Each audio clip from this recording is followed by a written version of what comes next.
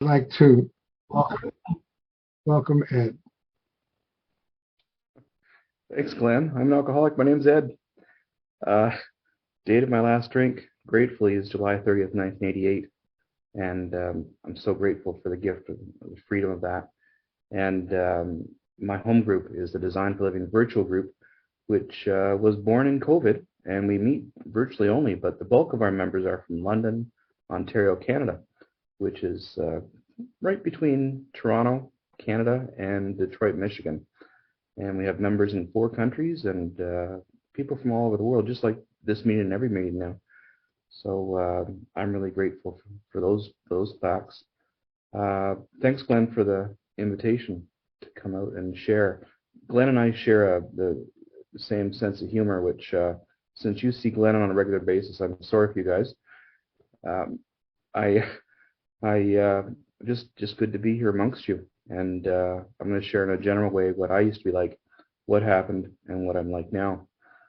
And if you're also the two people who are observing, we're really glad to have you here. Open AA meetings are so crucial, so that people can see what we're all about, and that there is a solution to the illness of alcoholism, and there is hope. So glad you're here. And yeah, let's giddy up here, boy. It's quite the ride. How was I? What was I like before my first drink? Well, I was a lot of things, but I was mostly afraid. I was just very much afraid. I grew up in a home of control and violence, and a home of just not unpredictability, and I just couldn't find a way to be safe. I did the best I could through isolation and whatever means I could, altering behaviors, and I couldn't seem to make it work. And then I discovered alcohol. Before I go to that, though, where I came from doesn't make me alcoholic, but it didn't hurt the matter. I felt a certain way, and that needed to be addressed. And alcohol for me was never a problem. It was always a solution. It's the illusion of solution, but it numbed my feelings and it allowed me to survive. And so it's a good thing it was there when it was there. And if it would have continued to work the way it worked at the beginning, you'd have a different speaker today. It's just the way it is. I'd still be drinking. So when I before my first drink, I had this sense of being not good enough. Uh, no one ever openly said you're not good enough, but I had this idea in my head, and this separation. The separation was the worst part. I couldn't seem to connect with anyone. There was like the 12 and 12 says, there was a mysterious barrier that I could neither surmount nor understand. And there's always a sense of that uh, I'm not important. And there's so many lines in our literature that just speak to me. And one of the main lines in the big book of so many is Bill W.'s line, "I proved the world that I was important." And I had to prove that because I didn't believe it myself. And if I proved it, maybe that would rub off on me and I'd believe it.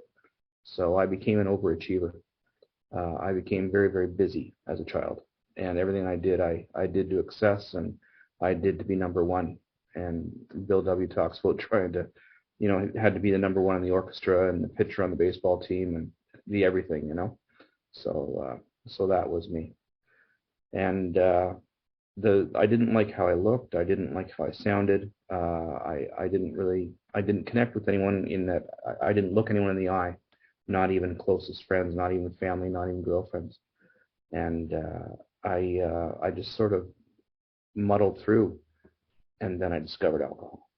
And so I was 15 years old, and I was at this party with a bunch of uh, older men and women. Geez, some of them were 19, and I just there's beer flowing there, and I'd never had any, and I just had two that night.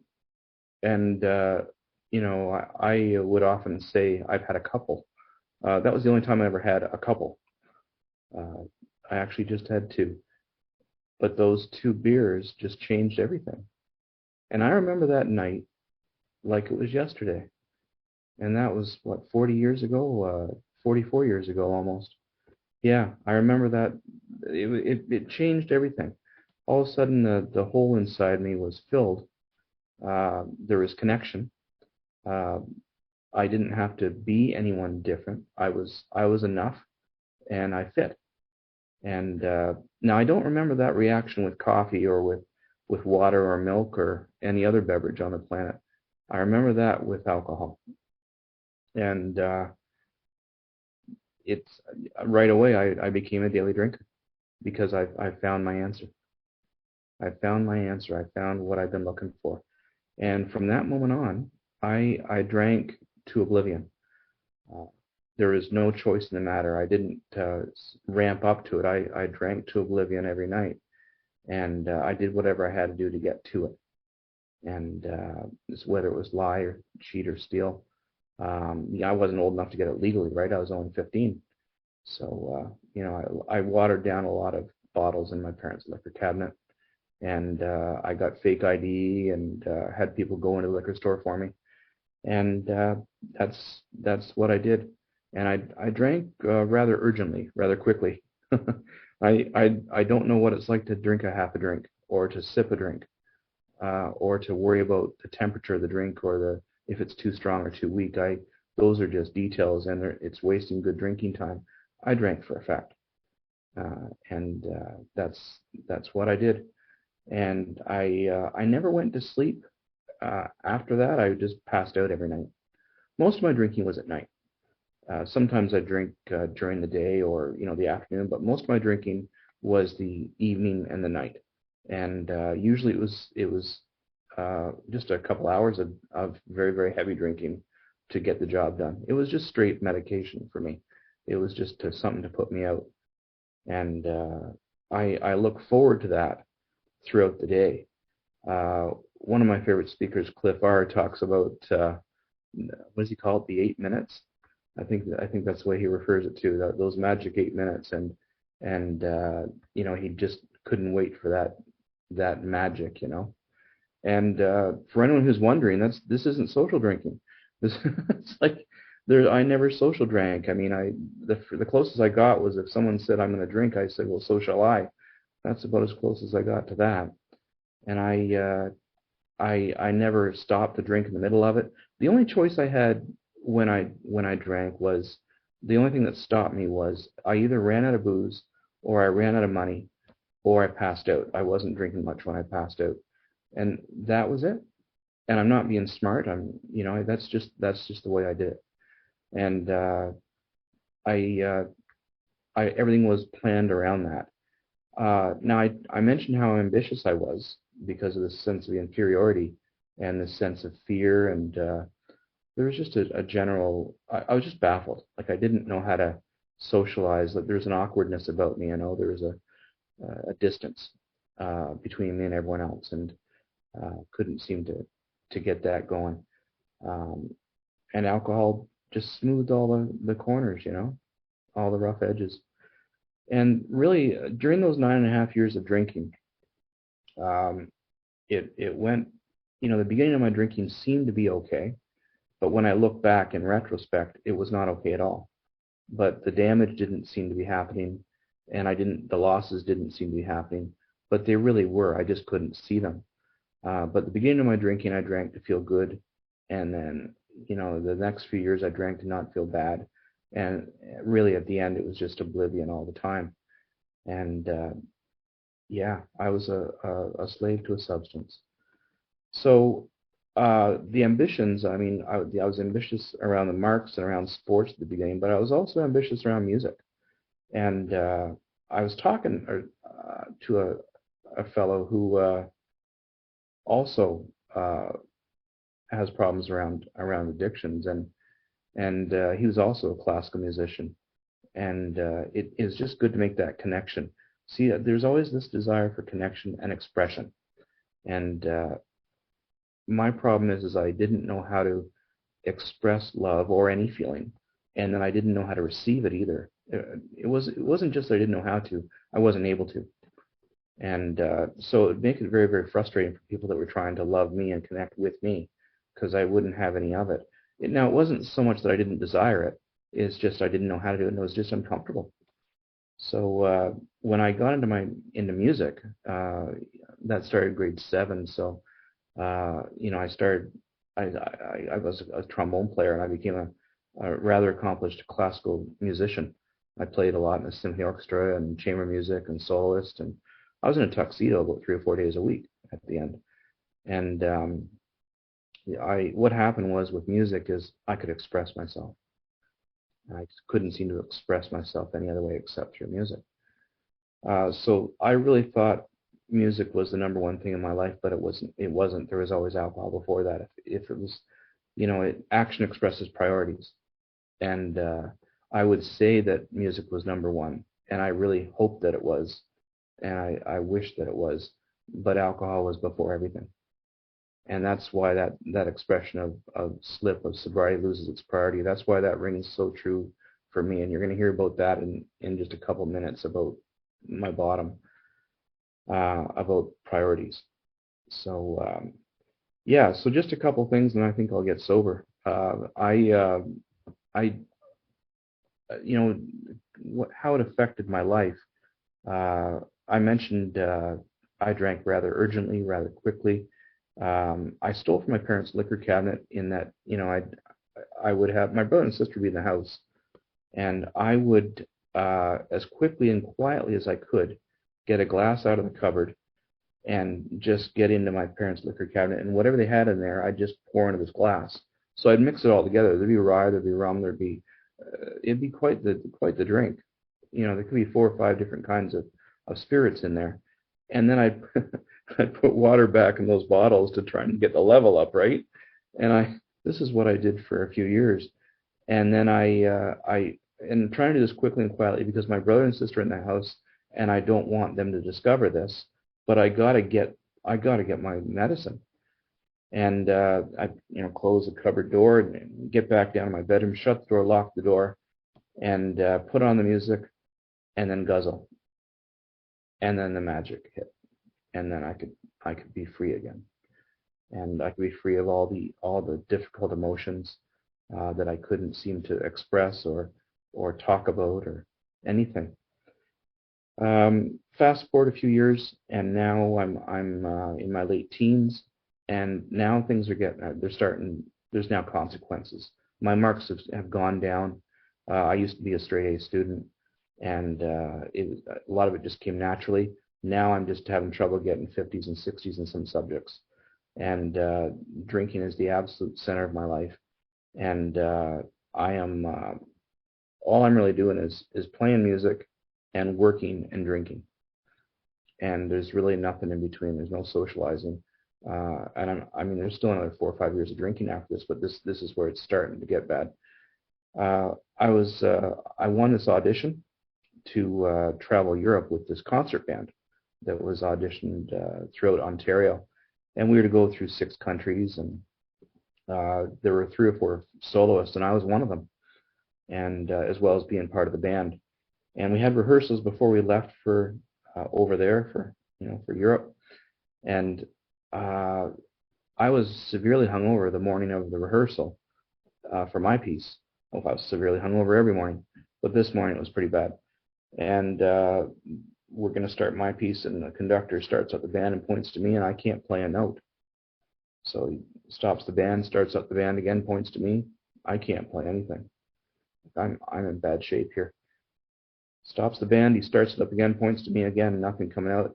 He folds up the score, and he says, well, we're not taking this to Europe. And I was humiliated. And I was drunk again that night, because I was always drunk. That's what I did every night for 9.5 years. That's just the way it was. And yeah. So really, a lot of burned bridges, a lot of I just end friendships if they didn't serve me anymore, and it just got a lot worse. I ended up going to Montreal to study, and McGill for music, and very good school. And I was the top of my game musically. I was at, a very prestigious music school on full scholarship based on performance, playing with some of the best masters around. A lot of them are in symphony orchestras all over the U.S. and Canada now. And I'm just having a great time musically, but I'm in the worst 2 years of my life, emotionally and spiritually. And now it's getting pretty bad.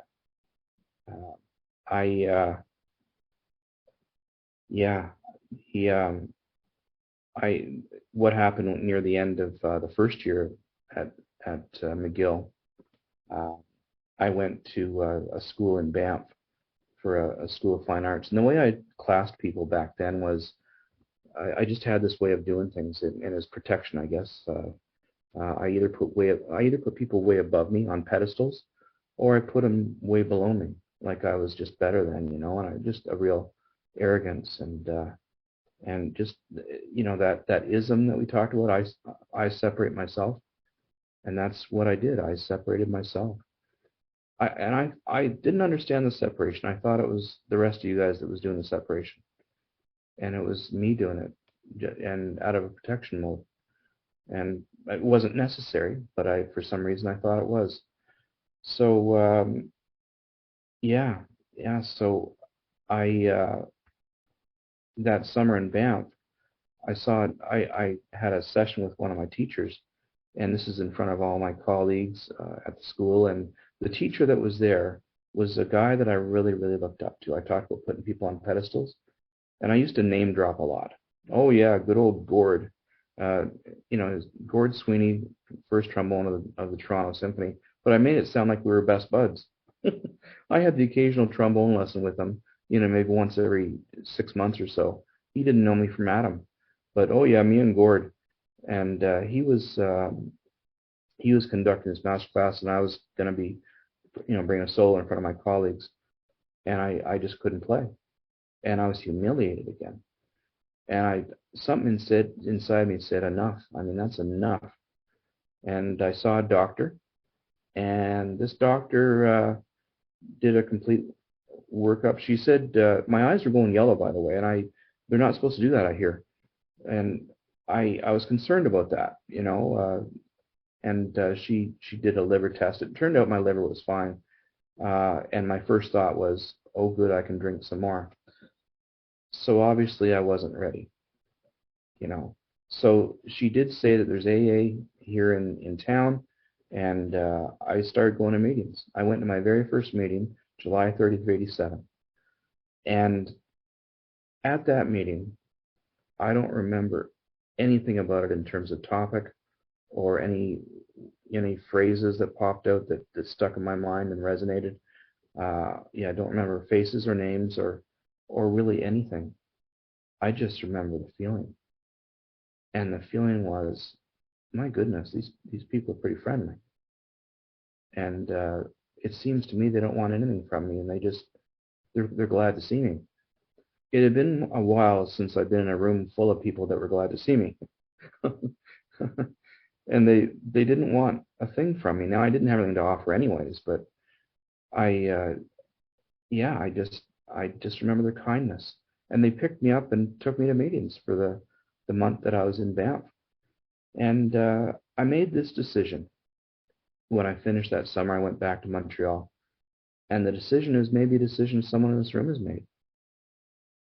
And maybe it's a decision someone in this room is in the process of making or thinking of making. And I hope that my experience can benefit others.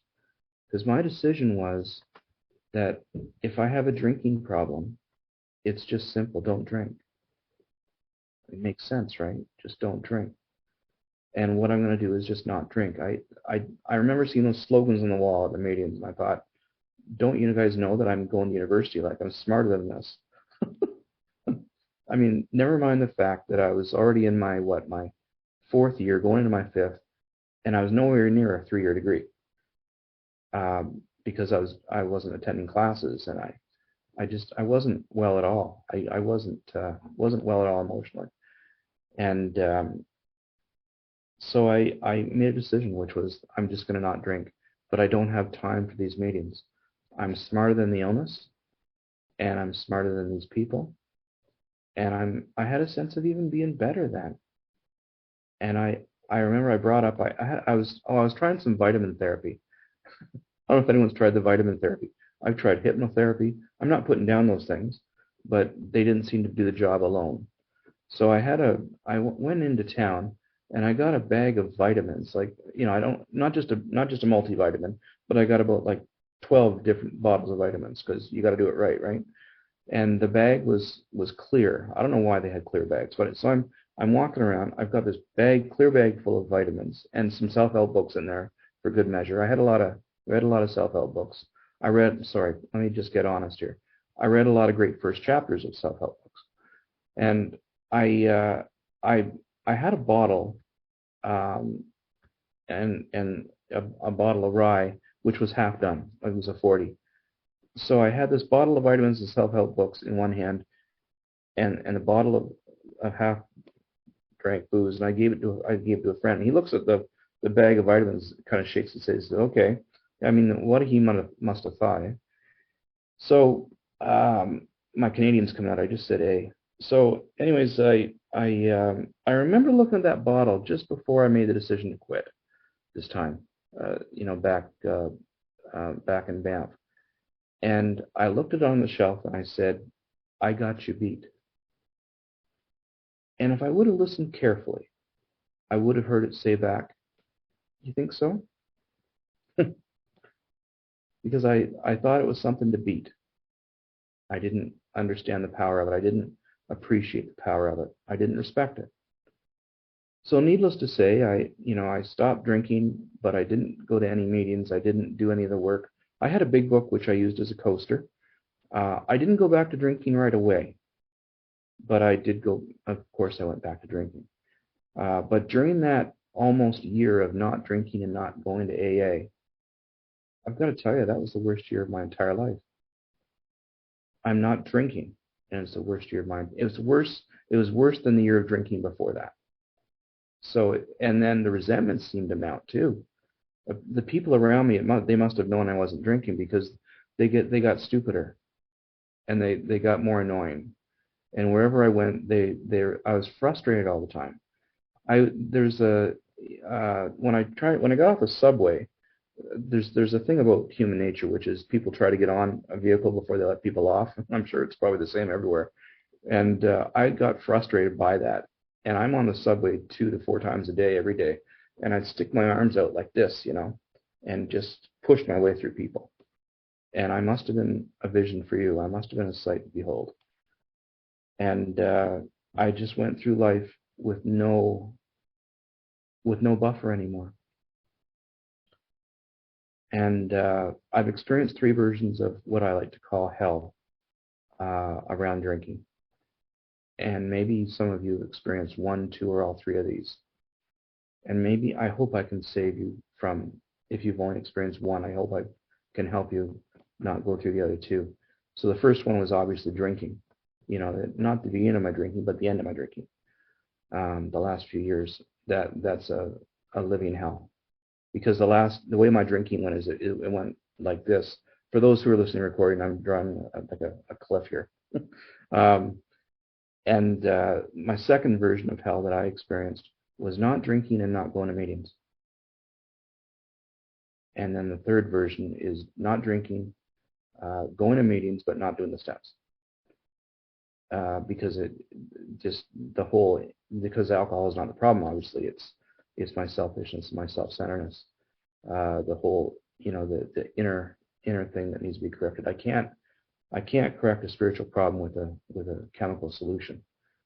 I got sick from the inside out. I need to get well from the inside out. So at the end of that year of not drinking, not going to meetings, I was just about done. And I was ready to make the supreme sacrifice, as they say.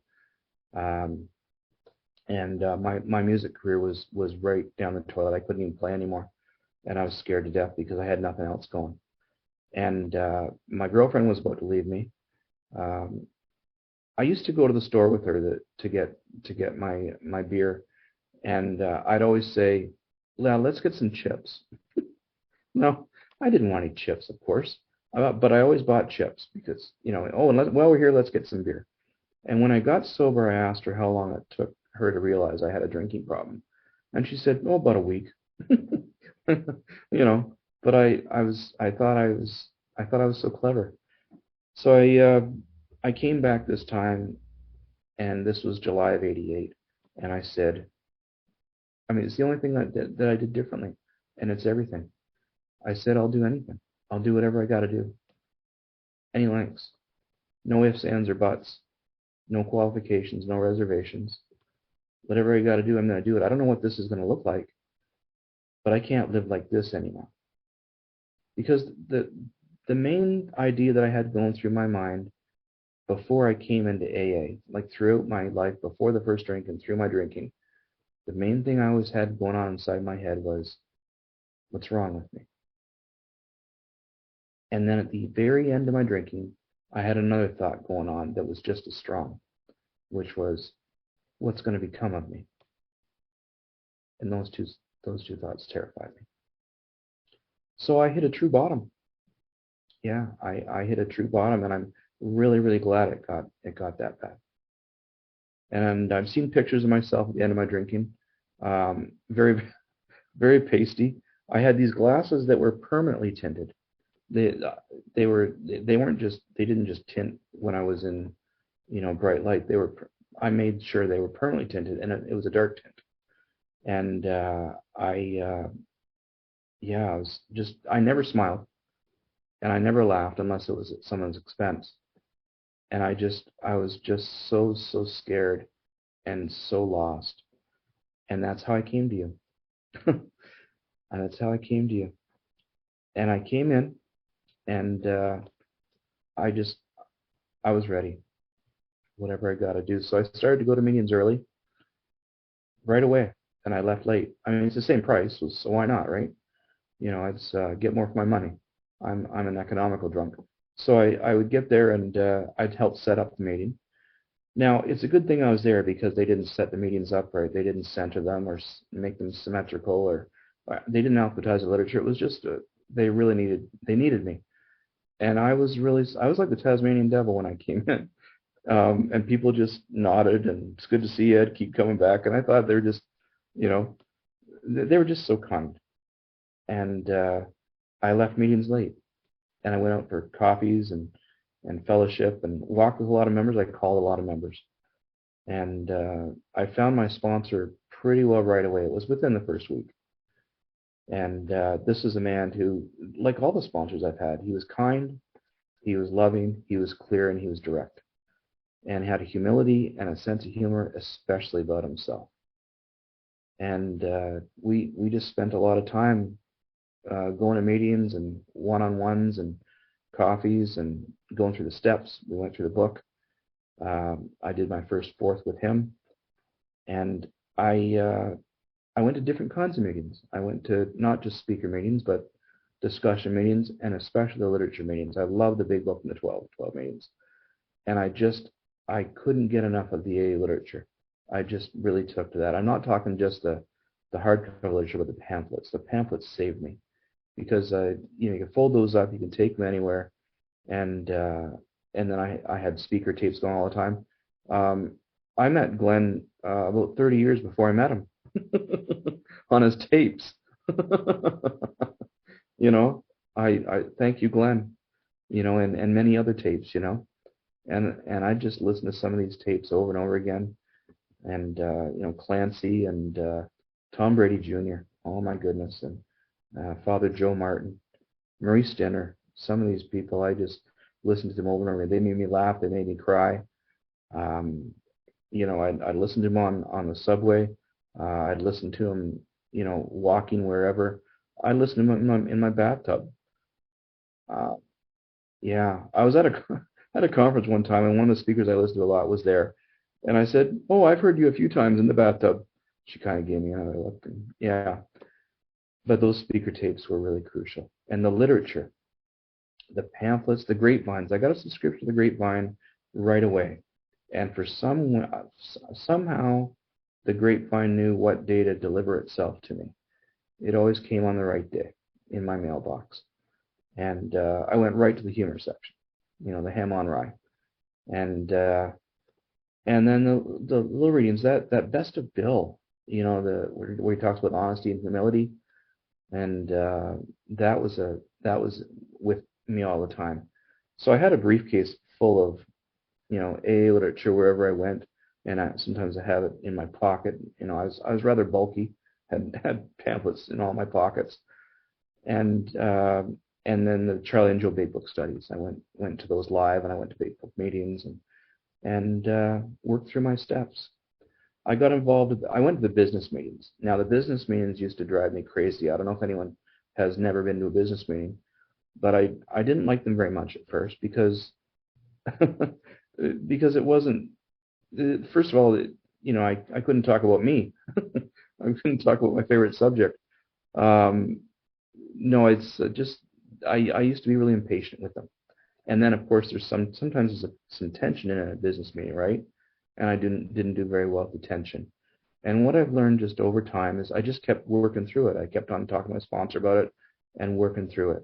And I kept going to the business meetings. And I kept making motions on how to improve AA, and they got defeated all the time. And it was, I kept wanting things changed, but I just kept reading the literature.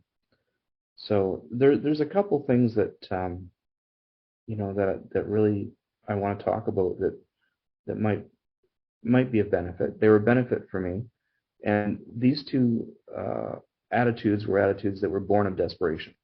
They weren't born of virtue, of course. They're born of desperation. And one of them is that if there's a discrepancy between the AA literature and what my belief system or what my attitude is, the AA literature wins. There's nothing to consider. There's nothing to talk about. The AA literature is correct, and I am wrong. And that's served me well. So I've adjusted the way I think and the way I believe about things. I mean, another way of saying it, AA is attitude adjustment, and my attitude needs to be adjusted a lot, just like a lot of us. So the other thing is that I decided that that I would look for the people who had contentment, had a contentment and a real peace about themselves and a real joy, and I would, whatever they're doing, I would do, and if I didn't understand it, I'd ask them. So what pretty well a lot of things that lined up were that they went to meetings early, they left meetings late, they were always at their home group, they had a sponsor and used a sponsor. They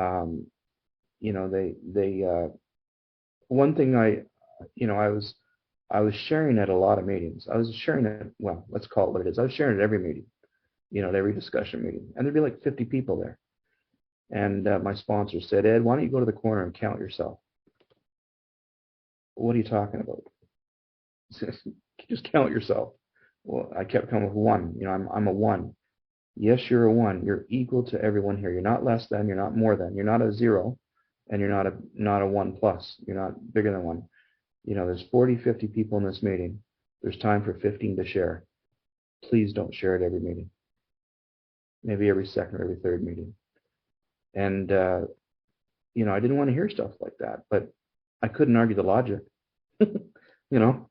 Couldn't argue the logic to take my place. And whenever I had these feelings inside that were disturbing, that's what I paid attention to. There's where my work is. So if I'm disturbed, it's because I'm disturbing myself. You're not disturbing me. You're not making me feel something. I'm disturbing myself with my attitude about it, with my belief system about it. And I need to go into the step work again and to look at where am I selfish, inconsiderate, dishonest, and afraid. So I got active in greeting and then, coffee. There's one guy at my home group that he asked everyone. He asked everyone what their name was and something about them. And my goodness, the week later, he'd remember the person's name and he remembered that fact. Like, I just couldn't believe it. Like that kind of stuff really inspired me. Because the truth is, when I first came into AA, I didn't really care. It didn't. I mean, it's not as bad as that, but it's pretty close to the truth. It's pretty. It's. I mean, the self-centeredness was extremely strong, and all the consequences that go with that. You know, all the hurt and all that. I didn't realize the depth of my self-centeredness, and I mean, I still don't. It's like the bunch of layers, you know. But it was only through multiple fourths and fifths and tenths to see the depth of it, and to not look at it as a judgmental thing. To not look at my selfishness and self-centeredness as, oh, you're no good, you're selfish and self-centered. I just look at it as a fact. It's just the same thing, just like I'm 5'9" and I have glasses. It's and what am I going to do about it? So, you know, prayer, meditation, calling other people, and being centered on them. So there's one of my favorite concepts around that is, you know, I was not well for a while. You know, my nickname, because I never laughed, and I never really smiled. I never thought anything funny. My nickname was Intense Ed. Everything was very, very serious. You know, I was writing all the time, and I had to make sure that I got this recovery thing right. Like if there's a combination or something, like if you got the right sponsor, if you went to the right number of meetings, right kinds of meetings, you know, whatever. And I thought if I get the combination right, because there was always inside me this angst and this sense of something isn't quite right, it's not settled. And it was only through the step work and self-sacrifice, the spending time with others and being around them, that started to lessen. But the way it was expressed, it was like comparing it, you know, that sense of angst all the time, with a pebble in my shoe. So I'm walking along and there's a pebble in my shoe and it's driving me batty. I take off my shoe, I empty out the pebble, I put it back on, and wouldn't you know it, 2-3 paces later, the pebble is there again, just bothering me. So I just, every 2-3 paces, I emptied out again. And that's the way I felt in the beginning days of AA, because it took time. My problem wasn't a 10-year problem. My problem wasn't a 10-year drinking problem. My problem was a 24-year living problem. Like I came in when I was 24, and I just didn't know how to live. It's like I missed the class or something. And so what I've discovered is I never get any better. I just get relief if I just focus on my pebble and take it out every once in a while. What AA has taught me is to focus on other people's pebbles, other people's annoying pebbles, and I don't even notice my own. And that's really what it's all about for me. So I finished my degree. I went back to school, and I got the marks I used to get before my first drink, A's and A pluses. I got accepted into Teachers College, and actually 2 of them. And I decided not to go. I stayed on with the company I was working for.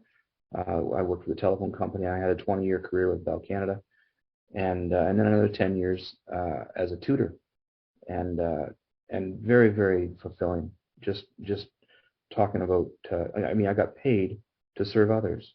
Like, can it get any better than that? You know. So and I'm blessed. My daughters have never seen me drink.